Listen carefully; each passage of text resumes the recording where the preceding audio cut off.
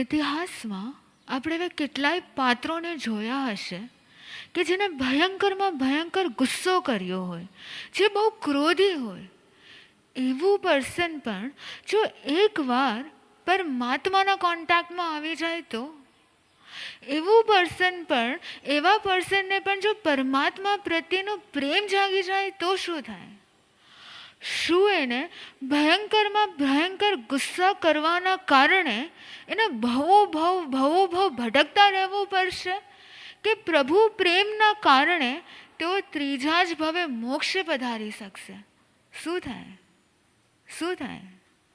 ભગવાન કહે છે કે તમારી અંદર અનંત અનંત અવગુણ હોય, પણ એ અનંત અવગુણને જીતી શકાય એવો એક ગુણ છે સંવેગ. એવો એક ગુણ છે પ્રભુ પ્રેમ. અગર આપણે ડેલી આપણા લાઈફને ચેક કરીએ, we just analyse our life, આપણે જે ધર્મ કરીએ છીએ એ આપણે પ્રભુ પ્રેમના કારણે ધર્મ કરીએ છીએ, કે પછી મારા કર્મો ખપશે, મારા પાપો ક્ષય થશે, મારા દુઃખો દૂર થઈ જશે, મારું બધું સાચું થઈ જશે, એના માટે આપણે ધર્મ કરીએ છીએ? અગર બહુ ડીપલી ચેક કરશું ને આપણે લોકો, તો આપણે ધર્મ પણ કોઈ બીજા લક્ષ્ય સાથે કરીએ છીએ. તો આપણું લક્ષ્ય શું હોવો જોઈએ? સંવેગ ભાવ, પ્રભુ પ્રત્યેનો પ્રેમ. સંવેગ એટલે જે સત્યનો માર્ગ હોય ને એના ઉપર સતત ને સતત દોડતા રહેવું. પ્રભુ પ્રેમ એટલે સંવેગ. એમના વગર કંઈ સૂઝે નહીં, કંઈ રૂચે નહીં, કંઈ ભાવે નહીં, કંઈ ગમે નહીં, કંઈ ફાવે નહીં. માત્ર ને માત્ર તે એક તત્વ એટલે કે સંવેગ.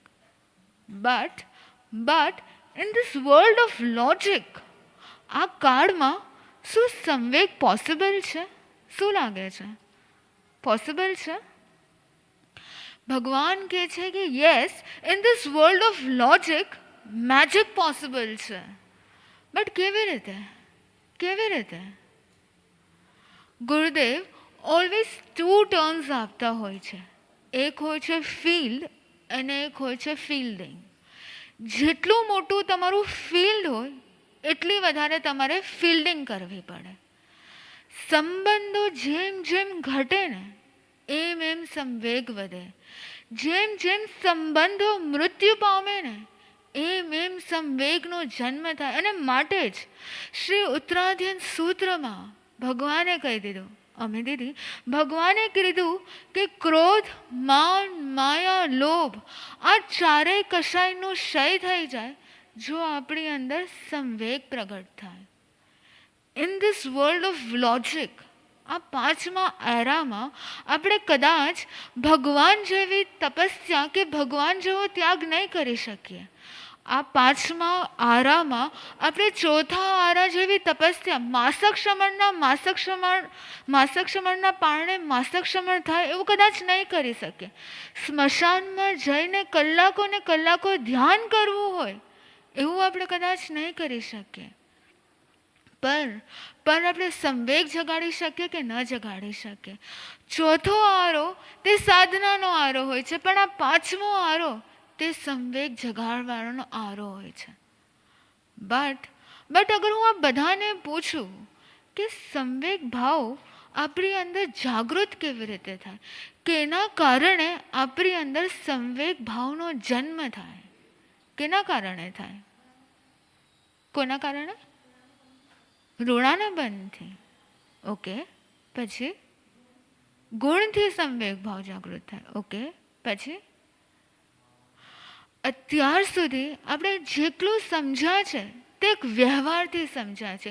વ્યવહારથી સંવેગ શું છે ને એ આપણે સમજ્યા છે. બટ આજે આપણે નિશ્ચયથી સમજવાનું છે. કોઈ પણ એક સબ્જેક્ટને સમજવું હોય તો વ્યવહાર અને નિશ્ચય બંને ઉપયોગી હોય છે. આપણે વ્યવહારથી તો સમજ્યા કે સંવેગ શું છે, પણ નિશ્ચયથી સંવેગ શું છે?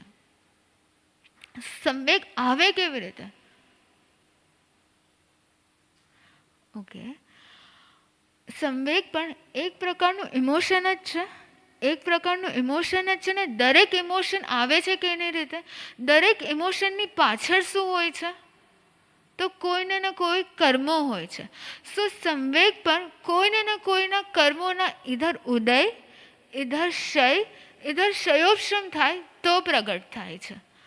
પણ કયા કર્મોના કારણે સંવેગ પ્રગટ થાય?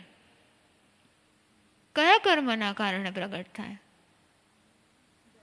જ્ઞાનવર્ણ્ય, દર્શનવર્ણ્ય? નાના ચિંતનભાઈ, કયા કર્મના કારણે સંવેગ પ્રગટ થાય? આપને ગુરુદેવ પ્રત્યે અલૌકિક ભક્તિ છે, પણ કયા કર્મના કારણે થાય? રાગ ઓછો કર્મ. પણ રાગ તો કોઈ કર્મ નથી. કર્મ કયા કર્મના કારણે? મોહનીય કર્મના કારણે. ઓકે, મોહનીય કર્મના કારણે સંવેગ પ્રગટ થાય. પણ મોહનીય કર્મની કઈ અવસ્થા? મોહનીય કર્મનો ઉદય હોય તો સંવેગ પ્રગટ થાય, મોહનીય કર્મ ક્ષય થયું હોય તો સંવેગ પ્રગટ થાય, કે મોહનીય કર્મનો ક્ષયોપશમ થયો હોય તો સંવેગ પ્રગટ થાય?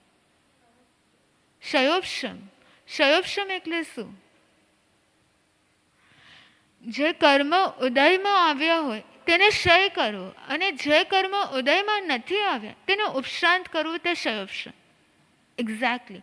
મોહનીય કર્મનો ઉદય હોય ને તો રાગ ઉત્પન્ન થાય.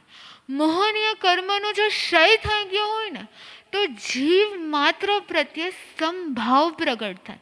સાંભળજો બરાબર, આપણે બહુ ડીપમાં જવાનું છે.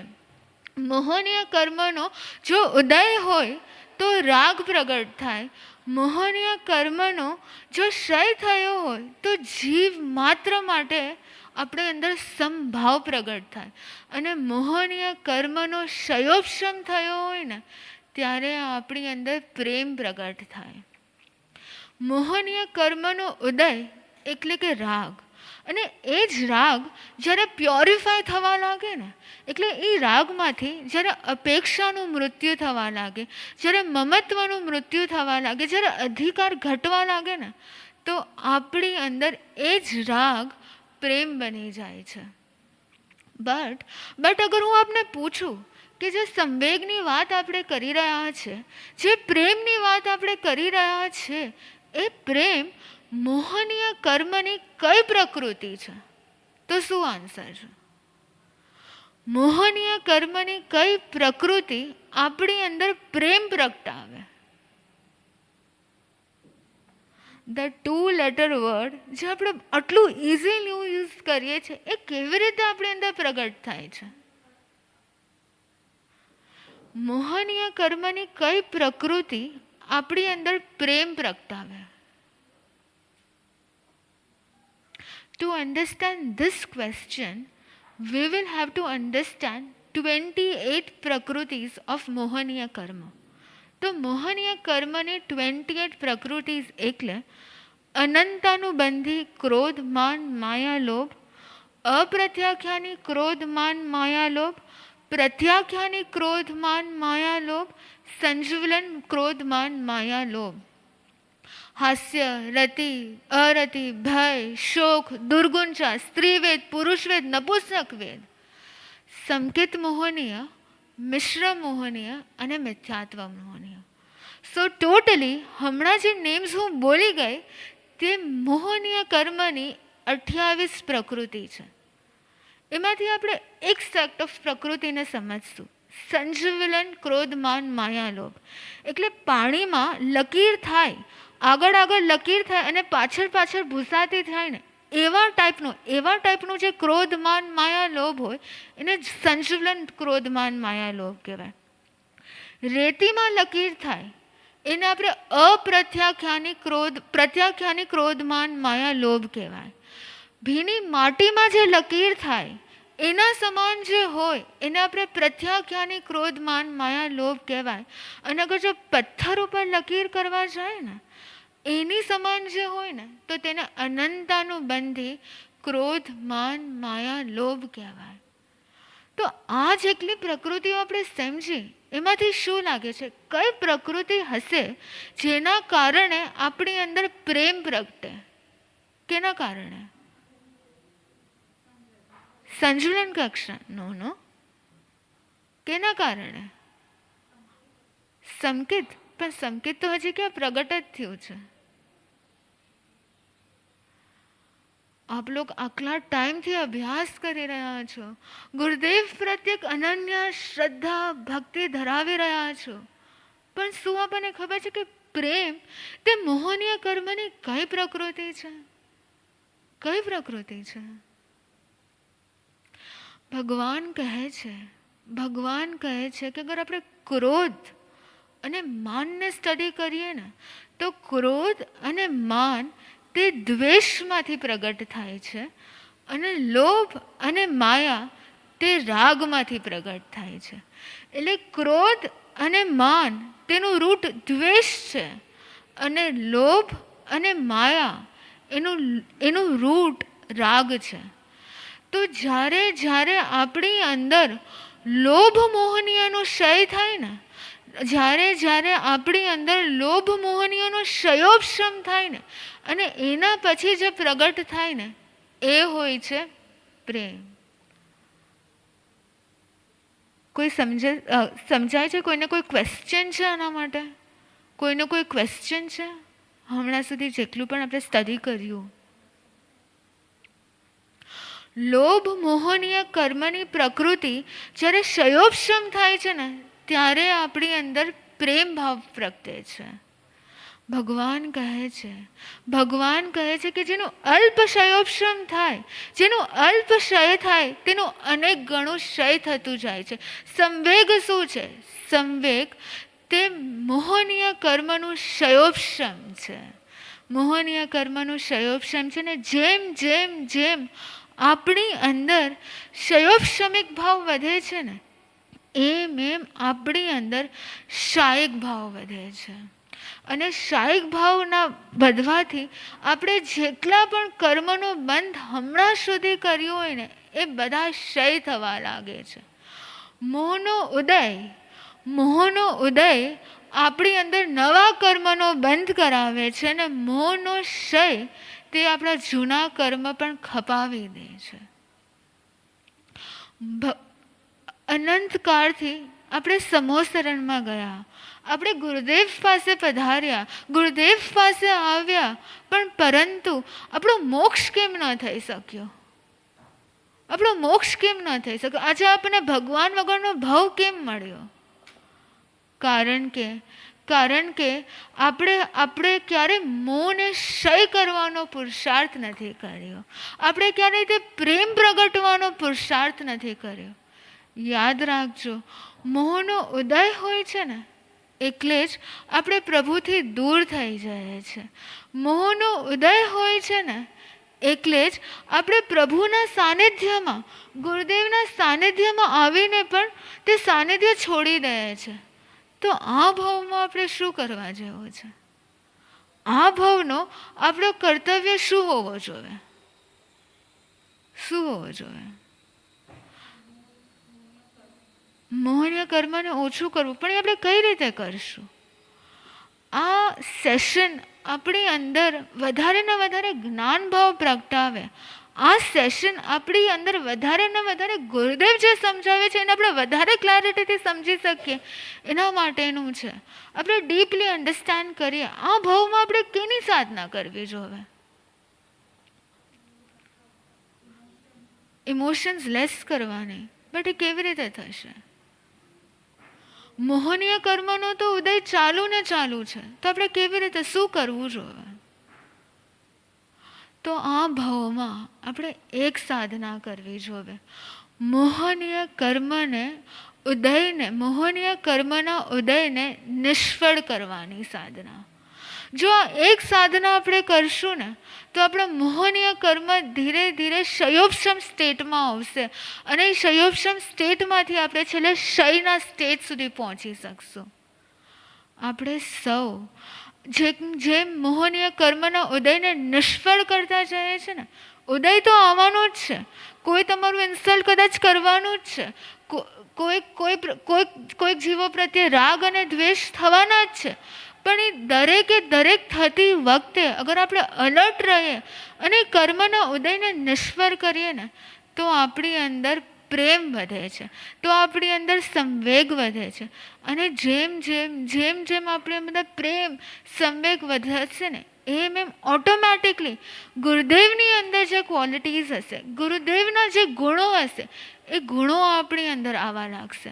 આપણે હંમેશા વિચારતા હોય કે ભગવાને 12.5 years સુધી સાધના કરી, આટલા કષ્ટોને સહન કર્યા, કેટલા પરીક્ષાઓને સહન કર્યા, પણ ગૌતમ સ્વામી એ 12.5 સેકન્ડમાં એ બધું જ જ્ઞાન પામી ગયા જે ભગવાન પાસે હતું. તો એ કેવી રીતે થયું હશે? એની પાછળનો નિશ્ચય શું હશે? તો જેમ જેમ ગૌતમ સ્વામીનો ભગવાન પ્રત્યે તે અકારણ આકર્ષણ વધતું ગયું, તે સંવેગ ભાવ વધતો ગયો, જે પ્રેમ ભાવ વધતો ગયો, એના કારણે એનું મોહનીય કર્મ ક્ષયોક્ષમ થવા લાગ્યું, એના મોહનીય કર્મનું ક્ષયોક્ષમ થવા લાગ્યું. અને એના જ કારણે એની એક અવસ્થા આવવા લાગી કે જેમાં એમનો આત્મા અને ગુરુનો આત્મા એક સરખો બને.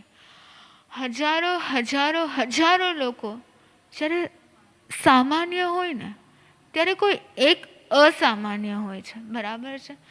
હજારો હજારો જ્યારે શિષ્ય હોય છે ત્યારે કોઈ એક વ્યક્તિત્વ એવું હોય છે જે ગુરુ બની શકે. તો ગુરુ કેવી રીતે બની શકતા હશે? તો જ્યારે મોહનીય કર્મનો ક્ષયોક્ષમ થાય ને ત્યારે જ એક પર્સન, એક શિષ્ય ગુરુ બની શકતું હોય છે. અને જ્યારે શિષ્ય પોતાનો પણ મોહનીય કર્મનો ક્ષયોક્ષમ થાય ને ત્યારે ગુરુની આત્મા અને શિષ્યની આત્મા એ સિમિલર થવા લાગતી હોય છે. બસ આ પ્રભુ પ્રેમના કારણે, આ સંવેગના કારણે આ મોહનીય ઉદયને નિષ્ફળ કરી શકીએ એ ભાવ સાથે આપણો આત્મા પણ ગુરુના આત્માથી સિમિલર બનતો જાય. આપણી અંદર પણ ગુરુના જ્ઞાન જેવું જ્ઞાન પ્રગટવા લાગે. એ જ ભાવ છે, એ જ ભાવ છે.